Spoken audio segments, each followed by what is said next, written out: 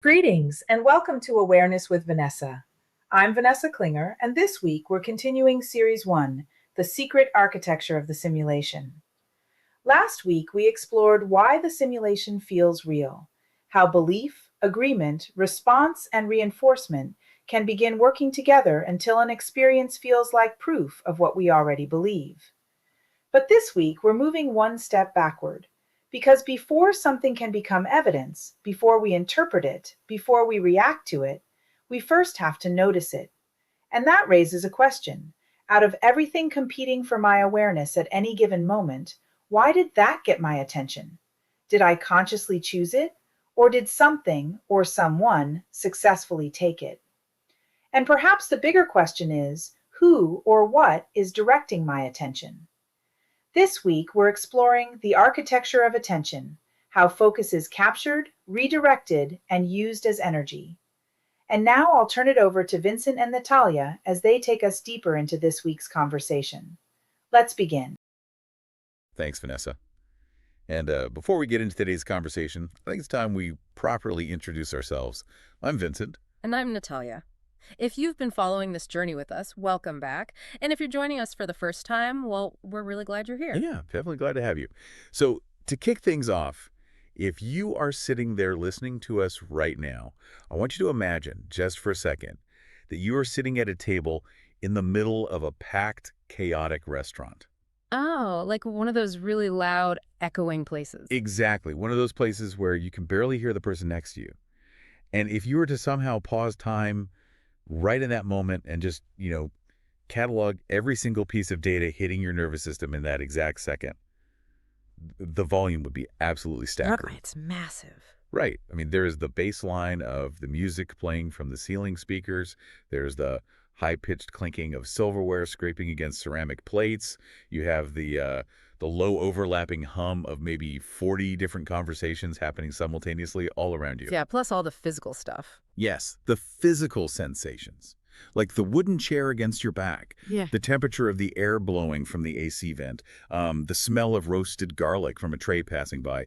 We are talking about literally millions of bits of sensory information washing over you every single second. And yet, if your brain actually tried to consciously process all of those millions of bits of data, you would be instantly paralyzed. Oh, totally. It would just be pure blinding static. So by sheer biological necessity, your brain acts as this ruthless filter. Out of all that noise, you are only ever consciously aware of a tiny, tiny fraction. Right, like maybe just the story the person sitting across from you is telling. Exactly. Everything else is just relegated to the background. So by its very nature, human attention is an act of extreme selection. Extreme selection, I like that. Yeah, because every single time your focus moves toward one specific signal, 1,000 other signals have to be actively ignored. But the environment is always there. Yeah. Right? It's always waiting. Because think about what happens when you're deeply engrossed in that conversation, completely ignoring all the restaurant noise, and suddenly, from 50 feet away, across that loud dining room, somebody says your name. Oh, your head snaps up immediately. Instantly. It cuts through the noise instantly. You completely drop the conversation you were having. And the wild thing to me is the physical environment didn't change at all. No, not one bit. The music is at the exact same volume. The plates are still clinking. The baseline level of noise is identical to what it was a second ago. But one specific sound wave suddenly became highly significant to you. Right? And that mechanical shift in the brain brings us to the central premise of today's deep dive. It's a concept that completely reframes how we interact with the world. And it's this. Attention is not simply where you look. Attention is where you participate. Yes, that is the core of it. But wait, I actually need to stop you there for a second. I have to push back on that word participate. Okay, go for it. Because if I am collapsed on my couch after a really long day, swiping endlessly through short videos with glazed over eyes, or I'm just staring blankly at the wall while the evening news blares in the background. Right, doing the zombie scroll. Yeah, the zombie scroll. I certainly do not feel like I am participating in anything. I mean, I am the definition of passive right there. I'm practically a piece of furniture. Yeah. So how is simply looking at something an act of participation? Well, I mean, it feels passive physically, right? Your body isn't moving. But neurologically, it is anything but passive. Really? Yeah. We are so conditioned to think of participation as an action, like, talking, building, moving around. But when you look at how the brain actually works, whatever repeatedly receives your attention starts receiving your cognitive resources. Okay. It receives your time. It forces your brain to interpret it, which then generates an emotional response, which in turn strengthens specific neural pathways. Oh, wow. I see what you mean. Right. So even if you are physically completely still, sustained attention acts as a form of energy allocation. By continuing to look at something, even passively, you are feeding it with your awareness. You're keeping it alive in your psychological experience. Okay, so it's less like a passive camera lens, just, recording a scene, and more like a spotlight that actually provides the power to whatever it shines on. That is a much more accurate way to look at it, yes. The act of looking is the act of engaging. Okay, that makes sense. Which leads us to a pretty fundamental psychological mechanism. Out of all the chaotic noise in the world, why does your brain select one specific signal to shine that light on over another? Well, we know we hear our own name in a crowded room because our identity is deeply personally meaningful to us, right? Exactly. But Yeah. human attention is also magnetically drawn to novelty, to uncertainty, to conflict, and probably most powerfully, it is captured by our existing beliefs. Right, and this connects perfectly to the groundwork we laid back in week 10. Yes, it does. We were talking about how belief and reinforcement create reality, but we are taking one step further back today. Because before you can interpret an event as proof of your belief, you actually have to notice the event in the first place. You have to select it. Yes. Your attention acts as a scout for your beliefs. I think of it like it functions like a heat-seeking missile, and it's programmed by your subconscious to specifically seek out whatever you already believe is true about the world. If we look at the psychology of confirmation bias, that missile analogy holds up perfectly. Yeah. Yeah, think about it. If a person harbors a deep-seated belief that they are fundamentally unlikable, or, that they are constantly being rejected by society, their attention becomes hypersensitized to detect rejection. They're scanning for it. Exactly. So in a completely normal social interaction, they will completely bypass 10 clear signals of warmth and acceptance. They won't even register them. Instead, their attention will lock onto a micro-expression. Oh, like a tiny little frown or something. Right, maybe a friend's slight sigh or a delayed text message or someone just glancing at their watch. Or take financial anxiety, Yeah. right? If you are terrified about money, your brain shifts into this continuous threat scanning mode. Yeah. Suddenly you don't even hear the music playing in the grocery store. Nope, that's filtered out. But you immediately notice that the price of eggs went up by 12 cents. Yep. You catch every fleeting mention of inflation on the radio. Those data points just hijack your entire awareness because your attention is out there scouting for the exact threat you believe is coming. And this is how the cycle of reality reinforcement operates in real time. How so? Walk me through that. Okay, so the brain notices a signal, right? Attention hyperfocuses on it, providing it with energy. You then interpret that signal strictly through the lens of your pre-existing belief. Right. That interpretation triggers a very real physiological and emotional response. Your stomach drops, your chest tightens with anxiety, and because the physical emotion feels so undeniably real, your brain concludes, aha, my belief is a fact. And because the belief was just confirmed again, your attention becomes even more hypervigilant, ready to scout for the next threat. The loop just sustains itself. It's a closed circuit. And if attention is the literal mechanism that dictates our experience of reality, it is profoundly valuable. I mean, it's priceless. Oh, absolutely. And because it is so valuable, there is a fierce, unrelenting competition to harvest it. And looking at the sources for today's conversation, they divide these competitors into two distinct battlegrounds, the external and the internal. Right. So let's look at the external competitors first. These are the ones we interact with consciously every single day. We are talking about social media algorithms, 24-hour news cycles, the endless stream of push notifications, targeted advertising. The stuff on our screens. Exactly. They are engineered systems designed specifically to capture human focus. And they don't do it by appealing to our highest intellect. They do it by hijacking our oldest evolutionary wiring. Right, relying heavily on urgency, outrage, intermittent reward, that kind of thing. But the internal competitors are equally aggressive. And honestly, I think they are much more insidious because they operate completely behind the scenes. They absolutely are. Internal competitors for your attention include things like unresolved emotional patterns, chronic rumination, old memories of embarrassment or pain. All those are the worst. Right, or the deep-seated desire for control or the need for reassurance. These are forces inside your own psychology that are constantly demanding that you look at them. And it is vital to grasp this distinction here. Something does not have to be a conscious, malicious entity trying to manipulate you in order to successfully capture your attention. That right there is a massive shift in perspective. Because when we suddenly snap out of a trance, like when you look up and realize you've been doom scrolling for an hour, or you realize you've been staring at a wall agonizing over an awkward conversation from 5 years ago. Oh yeah, we've all been there. Right.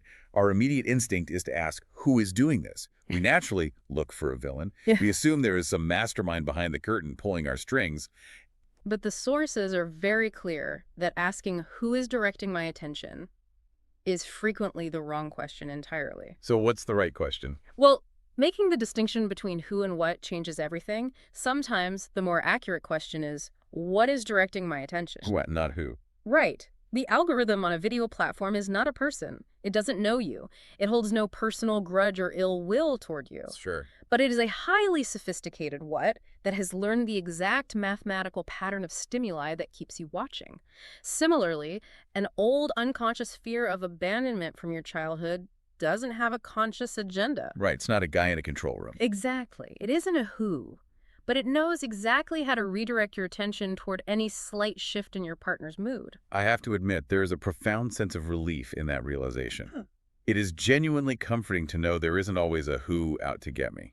Like, it's not a conspiracy every single time I lose my focus. Yeah, that takes the pressure off a bit.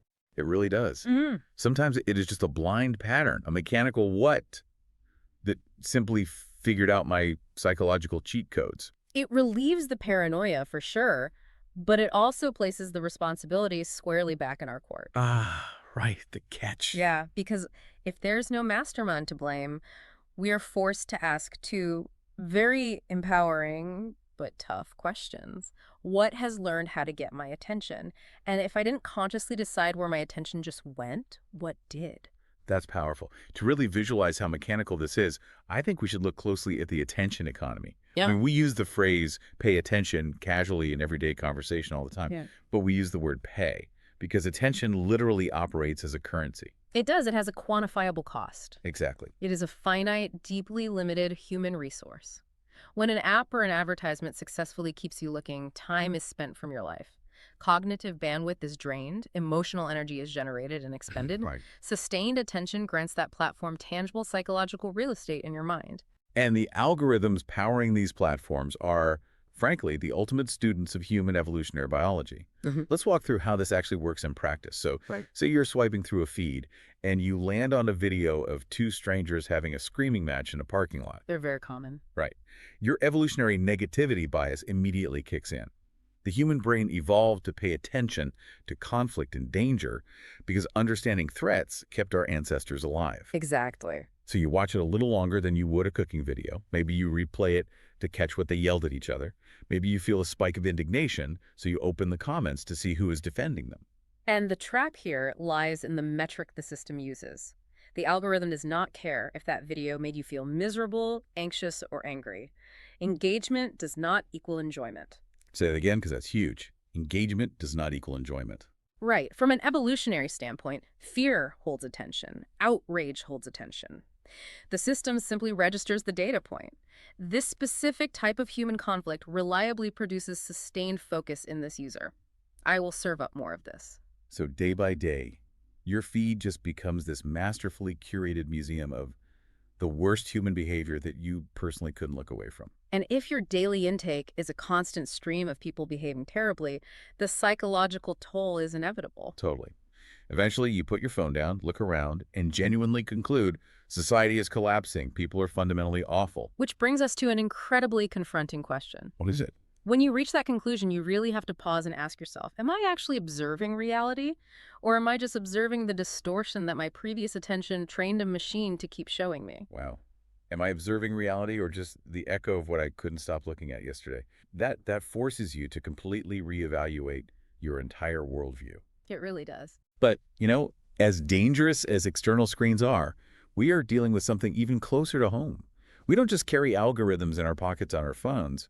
We have an algorithm inside our own heads. We do. Our internal conditioning operates on the exact same mechanical loop as a social media feed. Consider a very common scenario. Okay. You have a frustrating 10-minute argument with a coworker or a partner. It lasts exactly 10 minutes in the physical world. The words stop, you walk away, they walk away. The external event is completely over. Oh, but the argument is far from over. Right. Because I am a world champion at winning arguments in the shower 3 days later. We all are. We really all are. Because internally, you take that 10-minute event and you loop it for 3 solid hours. You reconstruct their tone of voice. You mentally kick yourself for what you should have said. Oh yeah, the perfect comeback that arrives way too late. Exactly. You choreograph entirely new imaginary confrontations for tomorrow so you can finally win. The actual physical event ended hours ago. But internally, your attention is actively participating in the experience. And there's that central premise again. Attention is where you participate. It really is like our brain has its own internal For You page, and it's constantly autoplaying our greatest hits of anxiety, regret, and imaginary arguments. And the biological cost of that participation is very real. By continuing to replay it, your attention isn't just quietly observing a memory, it is actively fueling a physiological state. Yeah, let's frame this as when attention becomes fuel, because the physical feedback loops are where this gets really wild. Your body doesn't necessarily know the difference between a real threat and a perceived threat. Right. Let's say you're just sitting at your desk reading an email and you notice your heart is beating a little faster than normal. Maybe you just had too much cold brew on an empty stomach. In a neutral state, you could simply notice the sensation, acknowledge it as caffeine, and let it pass. Just move on. Right. But if your attention is captured by it, you lock onto the rhythm. You start asking, why is my heart beating so fast? The moment you begin interrogating the sensation, your cognitive focus narrows. Ah, I see. You interpret the elevated heart rate as a potential sign of danger. Am I getting sick? Am I about to have a panic attack? And the second your brain interprets that sensation as danger, it triggers the alarm system. Your anxiety spikes. And what is the biological response to anxiety? Your adrenal glands release adrenaline into your bloodstream, which mechanically forces your heart to beat even faster. It creates a perfectly closed, self-sustaining loop. The initial physical sensation captured your attention. The attention led to a catastrophic interpretation. Yeah. The interpretation triggered an emotional fear response. The fear response released adrenaline, which created a much stronger physical sensation, which now demands even more of your attention. Crazy how that cascades. The crucial takeaway for anyone listening to this is your attention did not create the original fast heartbeat. The caffeine did. But your attention provided the fuel that turned a minor sensation into a full-blown panic response. That's a great way to put it. It's like your attention didn't start the fire, but it walked over, poured gasoline on it, and provided the psychological real estate to keep it burning. It is the perfect analogy. Sustained attention and interpretation are the gasoline. So the natural question is, how do we stop pouring gas on the wrong fires? Right. If attention is this automatic and this powerful, how do we actually break the loop? The sources point toward a very specific intervention here, which is learning to recognize the distinct difference between attention capture and conscious choice. The most glaring red flag that your attention has been captured, rather than freely given, is the feeling of automaticity. Automaticity. Yes, it is that strange, jarring sensation of waking up in the middle of a behavior. You have to learn to pause and ask, did I consciously decide to pick up my phone and open this app, or did my thumb just reach for it on autopilot? Right. Or did I pull up a chair and decide to worry about tomorrow's presentation for 20 minutes? Or did I suddenly snap back to reality and realize I had already been spiraling for 20 minutes? Waking up in the middle of a behavior is a great way to describe it. But the moment we wake up and realize our attention has been hijacked, our default reaction is almost always harsh self-judgment. Oh, absolutely. We get frustrated. We internally berate ourselves. We say things like, I have the attention span of a goldfish. I'm so easily distracted. But the judgment itself is a trap. Getting mad at yourself for being distracted is just another form of participating in the distraction. That's sneaky. Very. The goal of this architecture isn't to shame yourself into focusing. The goal is simply to notice the capture, to observe it and say, oh, how interesting, something just hooked my attention. That tiny, non-judgmental moment of noticing is the key. It creates a wedge of space between the automatic biological reaction and your conscious choice. Exactly. Which brings us to the concept of the observer. Right. For anyone who might not be familiar with that term, the observer is essentially your capacity for metacognition. It's your ability to step back and neutrally watch your own mind operate without getting tangled up in the thoughts themselves. And the practical intervention here is vital because the sources explicitly state what not to do. Yes, do not try to violently suppress the unwanted thoughts. You cannot just scream at your brain, stop thinking about the argument. Psychological suppression is a well-documented losing battle. I mean, if I demand that you absolutely do not think about a bright pink elephant sitting in the room with us. I am immediately picturing a pink elephant. Right. You can't help it. Suppression guarantees participation. Instead, the intervention is observation before redirection. The observer does not immediately fight whatever captured the attention. It acts as an investigator. An investigator, I like that. Instead of demanding, "I need to stop checking my email," the observer calmly notes, "I see that my attention keeps returning to my inbox. Something about this uncertainty is continuously pulling me back." Or instead of agonizing, why can't I stop worrying about money, the observer takes a step back and asks, what is my attention actually searching for right now? What is my attention searching for? That is the ultimate diagnostic question. Is your attention endlessly refreshing a feed because it is searching for validation? Is it replaying an old argument because it is searching for a feeling of control? Is it scanning the news because it is searching for evidence to justify a fear you already hold? Because when you begin to track the repeated mechanical patterns of where your focus goes, those patterns will reveal the underlying beliefs and desires that are quietly running the show. Wow. And if the aim here is to reclaim our conscious attention, we have to set realistic expectations. The goal is not to rewire yourself into some flawless Zen monk with absolute unbreakable control over every passing thought. Perfection is a myth. The goal is simply awareness. Before you aggressively try to redirect your focus, you allow yourself the space to observe where it naturally defaults. It is about equipping yourself with a specific set of questions to carry through your daily life. Let's actually lay those questions out clearly because they are the practical toolkit for everything we've discussed today. When you find yourself lost in a thought or staring at a screen, pause and ask yourself, what captured my attention? Why did it capture me? Did I consciously choose to give it my attention in the first place? Who or what is directing my attention right now? What system or pattern has learned how to get my attention? And crucially, what am I feeding by continuing to look? One of the most liberating insights in this entire deep dive is the realization that sometimes when you ask, who is directing my attention right now? The most honest answer you can give is, I am not. Yes. And admitting that is not a failure of discipline. Recognizing I am not directing my focus right now is a massive victory of awareness. The moment you recognize the capture, you have already stepped back into the seat of the observer. It completely dismantles the modern obsession with distraction.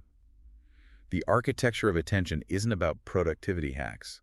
It's not about blocking every website so you can grind out more work. No, not at all. It is about recognizing that your attention is the fundamental mechanism through which you participate in your own human experience. It challenges us to look very closely at what we are rehearsing in the theater of our minds. What emotions are we reinforcing? What external narratives are we allowing to take up permanent residence in our inner world? Exactly. Because the exact moment you notice where your attention has been dragged, you are no longer unconscious. You have introduced awareness into the machine, and observation is the only thing that creates the possibility of choice. Observation creates the possibility of choice. That really is the bedrock of everything we've unpacked today. And, for those of you listening who want to explore the mechanics of these ideas more deeply, Vanessa Klinger's books, as well as the Human Experience Universe, are available on Amazon.